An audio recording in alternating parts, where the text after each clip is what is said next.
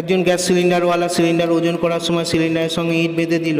তারপর কাস্টমারকে দেখালো, বলল দেখো ভাই পুরো ওজন দেখে নাও, এতে পুরো 15 কেজি ওজন আছে। তখন কাস্টমার বলল ঠিক আছে ভাই, আমি ওজন দেখে নিয়েছি, দাম কত? বলল 5,000 টাকা। বললো এই নাও ভাই 5,000 টাকা এবং সিলিন্ডারটা আমার বাইকে তুলে দাও। তখন দোকানদার বলল ঠিক আছে, আমি সিলিন্ডার তুলে দিচ্ছি বাইকে। এই বলে দোকানদার সিলিন্ডারটা বাইকে তুলে দিল এবং বলতে লাগলো এভাবে যদি আমি লাভ করতে থাকি তাহলে আমি খুব তাড়াতাড়ি কোটিপতি হয়ে যাব। সেই সময় অন্য একজন কাস্টমার এলো সিলিন্ডার নিতে। বললো ভাই আমাকে সিলিন্ডার দাও। বললো ঠিক আছে ভাই, এক্ষুনি দিচ্ছি, তুমি চিন্তা করো না। কিন্তু এই সিলিন্ডার মাপার সময় যখন চেয়ে রইলো, তাকে বললো ভাই ওই দিকে দেখো কে ডাকছে। বললো কেউ ডাকে না। সেই সময় সে ইট দিয়ে সিলিন্ডার ওজন করে নিল।